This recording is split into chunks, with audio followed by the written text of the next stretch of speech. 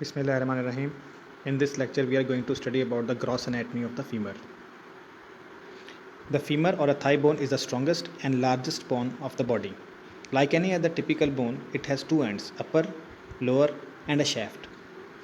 Now, first of all, we are going to discuss about the upper end of the femur. The upper end of the femur includes the head, neck, greater trochanter, and lesser trochanter. Now, first of all, head. Head forms more than a half of a sphere and fits with acetabulum to form a hip joint. Also have a rough depression known as fovea for the ligament of head. Then comes the neck. It connects the head with the shaft and is about 3.7 centimeter long. The neck has two borders and two surfaces. The upper border, lower border, anterior surface, and posterior surface. The neck makes an angle with the shaft from this side to this side.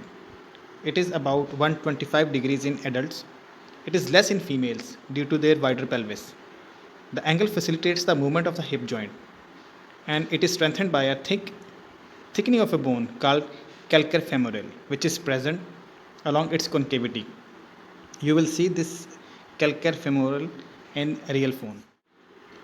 Now let's discuss about the greater trochanter. Here in this diagram you will see this is a large quadrangular prominence located at the upper part of a junction of a neck with the shaft. The greater trochanter has upper border, this is upper border, with an apex and three surfaces: anterior surface, medial surface, here it is, medial surface, and lateral surface. This one is the lateral surface. The lesser trochanter, this one is the lesser trochanter. It is a conical eminence directed medially and backwards from the junction of postero-inferior part of the neck with the shaft. Now there are two lines. One is called intertrochanteric line. It marks the junction of the anterior surface of the neck with the shaft of the femur. The second one is the intertrochanteric crest. It marks the junction of the posterior surface of the neck with the shaft of the femur. Next comes the shaft. The shaft is rounded and little bit cylindrical in shape. For the description point of view, it is divided into three halves: the upper 1/3, the middle 1/3, and the lower 1/3. The middle 1/3 is triangular in shape and have three borders and three surfaces. This one is medial border, this is lateral border, and this one is posterior border. The posterior border also have a nutrient foramen inside. Three surfaces are anterior surface, medial surface, and lateral surface. The medial and lateral borders are a little bit rounded, but the posterior border is sharp and elevated, also known as linea aspera. The linea aspera has distinct medial and lateral lips. Now the upper 1/3 of the shaft have two lips of the linea aspera diverges to enclose at an additional posterior surface. Thus this part has four borders: medial, lateral,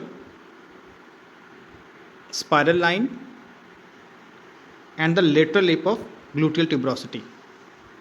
Four surfaces: anterior surface, medial surface, lateral surface, and posterior surface. The gluteal tuberosity is a broad, roughened ridge on the lateral part of the posterior surface. Now the lower 1/3. Lower 1/3 has two lips of the linea aspera diverges as supracondylar lines to enclose an additional popliteal surface. This part also have four borders and four surfaces: the medial border, the lateral border, the medial supracondylar ridge or line, the lateral supracondylar line. Four surfaces are anterior surface, medial surface, lateral surface, and popliteal surface. The last topic is the lower end of the femur. The lower end of the femur is widely expanded to form two large condyles. One is medial and another one is lateral condyle. Anteriorly, the two condyles are united and are in the line with the front of the shaft. Posteriorly, they are separated by a deep gap termed as intercondylar fossa or intercondylar notch. There are two articular surfaces. One is called patellar surface, and this area articulates with tibia, known as the tibial surface. The lateral condyle is a flat laterally and is more in line with the shaft of a femur, thus bearing the maximum weight on it. The medial condyle is little bit prominent and enlarged from side to side. Both of these condyles have small projection on their outer margins known as lateral epicondyles and medial epicondyle. The medial condyle have another feature is a small tubercle known as adductor tubercle, which is important bony landmark. In next slide, we are going to study the clinical anatomy of this. Now let's have brief discussion about the fractures of the femur. The fracture of femur usually happen in high impact injuries such as car accident, playing, or any fall. Now these are the different type of fractures of the shaft of the femur. This one is transverse fracture, linear fracture, oblique non-displaced fracture, oblique displaced fracture, the spiral fracture, green stick fracture, and comminuted fractures. Along with the fracture, there is another thing, fracture of a neck of a femur. The fracture of a neck of a femur usually happen in old age people such as osteoporotic fractures, which leads to avascular necrosis of the head of the femur. The blood supply of the head of the femur compromised and resulted in the avascular necrosis. This diagram demonstrates the avascular necrosis of the head of the femur. Thank you very much.